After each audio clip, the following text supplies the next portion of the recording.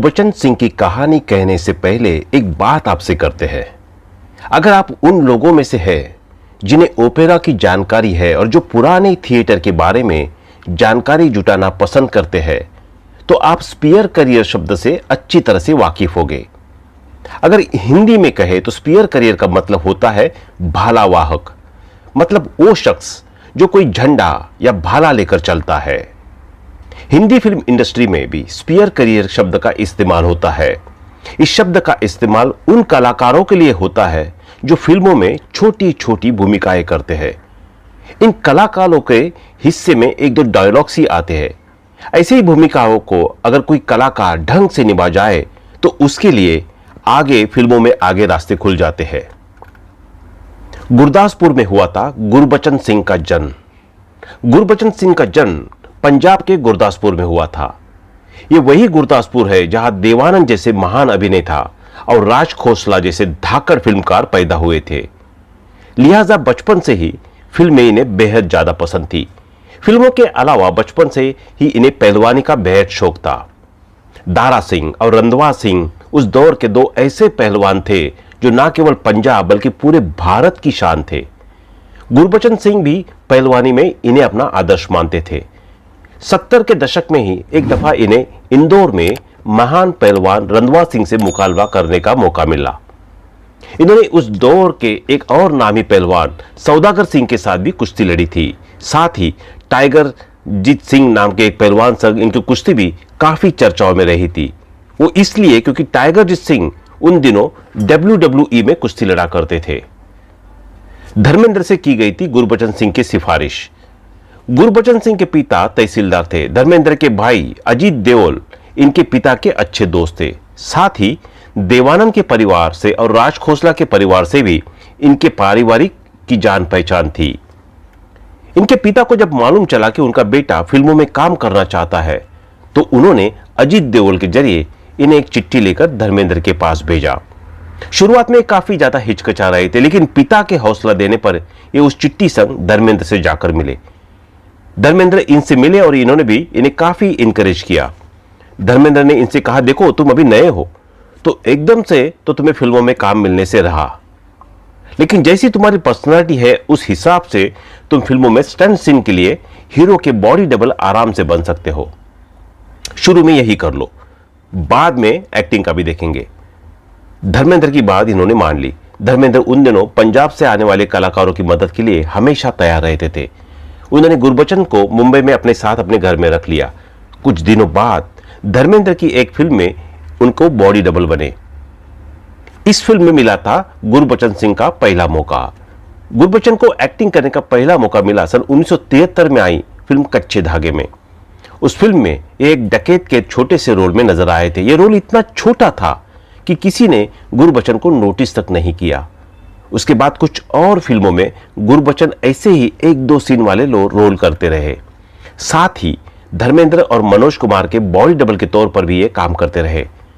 धर्मेंद्र को जब लगा कि एक्टिंग में गुरबचन की बात नहीं बन रही, तो उन्होंने गुरबचन को एक्शन डायरेक्टर रवि खन्ना से मिलवाया। रवि खन्ना ने गुरबचन को वीरू देवगन के पास भेज दिया।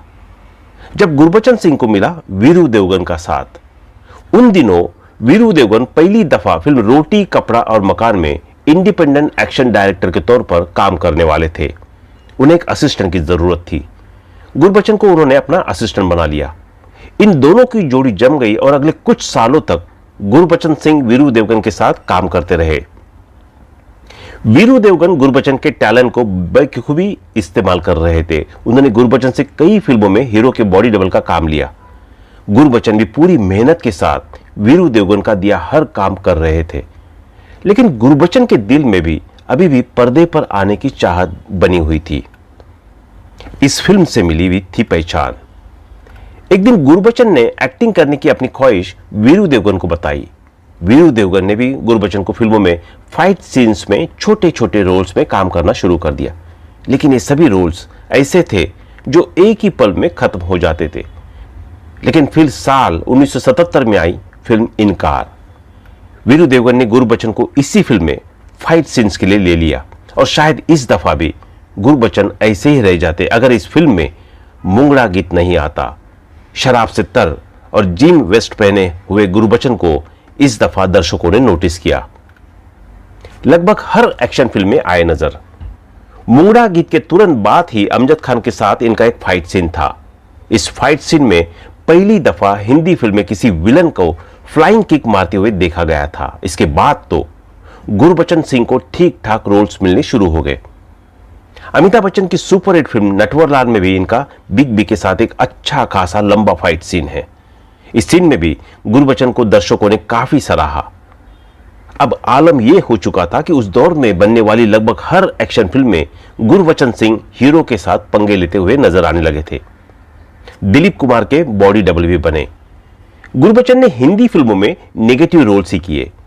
किसी फिल्म में वो गुंडे बने, किसी में दादा बॉक्सर बने, किसी में डकैत बने, तो किसी में शोधा बने। अनिल कपूर की mega hit film mister India में एक आंख वाले कैप्टन जोरो की भूमिका में गुरबचन सिंह एकदम फिट बैठे। कैप्टन जोरो को आज भी लोग भूले नहीं हैं। कम ही लोग इस बात से भी वाकिफ हो गए कि फिल्म क्रांति में दिलीप कुमार के बॉडी डबल के तौर पर गुरबचन सिंह ने ही काम किया था। पंजाबी फिल्मों में भी किया काम। 90 का दशक जब आया तो हिंदी फिल्मों में राजश्री बैनर की फिल्मों का बोलबाला हो गया। राजश्री बैनर की फिल्में पारिवारिक और प्रेम कहानियों पर बेस्ड थी। इन फिल्मों में एक्शन की गुंजाइश नहीं थी, सो उस दौर के सभी एक्शन कलाकार भी बी ग्रेड एक्शन फिल्मों की तरफ मुड़ गए। खुद धर्मेंद्र को भी कांति शाह की एक्शन फिल्मों में काम करना पड़ा। गुरबचन हमेशा ही धर्मेंद्र के अभिन्न अंग रहे थे, सो वो भी कांति शाह की फिल्मों में काम करने लगे। गुरबचन ने छोटी बड़ी मिलाकर कुल 250 हिंदी फिल्मों में काम किया है। हिंदी फिल्मों के अलावा गुरबचन ने पंजाबी फिल्मों में भी खूब काम किया।